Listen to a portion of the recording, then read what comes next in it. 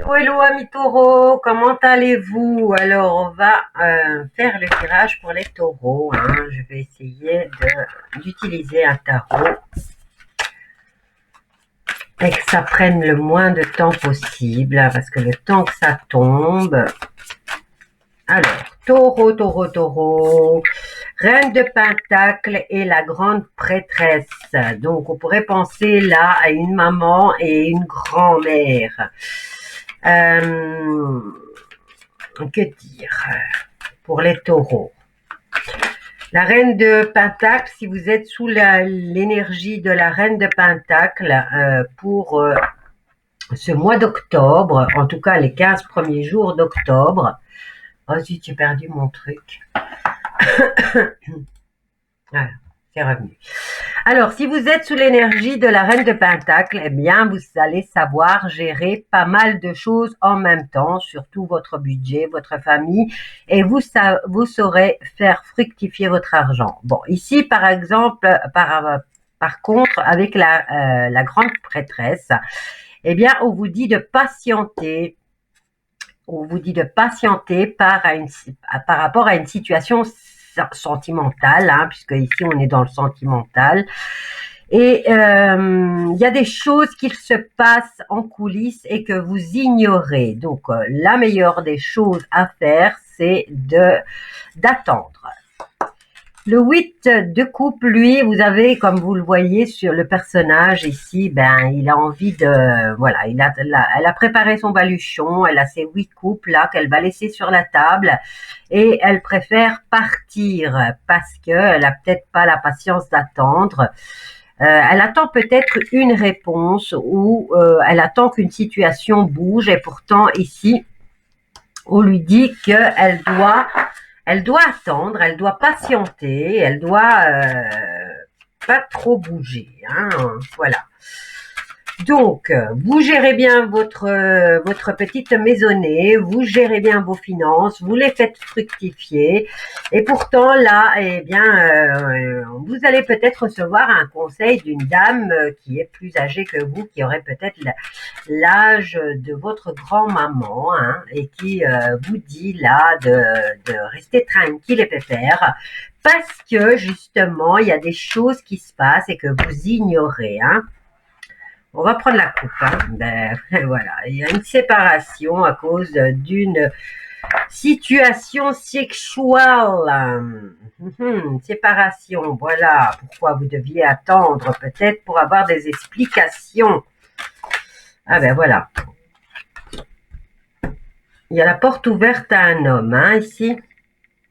Bon, maintenant, si vous êtes un homme, ça vous concerne. Si vous êtes une femme, eh bien, il y a eu une séparation. J'ai pas la carte de la trahison, mais c'est dû à une situation de relation sexuelle. Attendez, je vais me mettre comme ça. Peut-être me mettre un peu plus comme ça aussi. Hein, c'est beaucoup mieux, hein. Bon, désolé, je suis malade, hein, donc... Alors, on y va. On va essayer d'en savoir un peu plus, hein, parce que c'est intriguant, là. Donc, un homme qui se sépare, un homme qui gère tout et qui se sépare. Alors, qu'est-ce qu'on a ici? Il y a des secrets par rapport à une situation. Il y a eu peut-être de l'espionnage, hein. Est-ce que vous auriez mis un détective aux fesses, mes loulous? Parce que j'ai l'impression ici que vous avez peut-être fait des bêtises et qu'on vous a espionné, hein.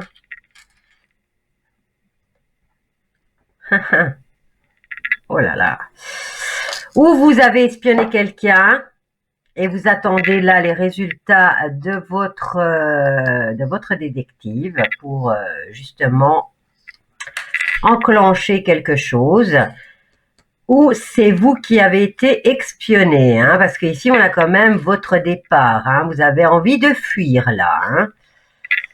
Donc séparation due à une sexualité un peu débridée, je dirais. Et là, il y a la porte ouverte, c'est votre destinée, c'est vous qui décidez, c'est vous qui choisissez ce qui va advenir de vous. Quoi qu'il en soit, ça vous rend instable. Vous ne savez pas si vous devez rester, attendre ou si vous devez partir. Peut-être que l'autre ne vous a rien dit, il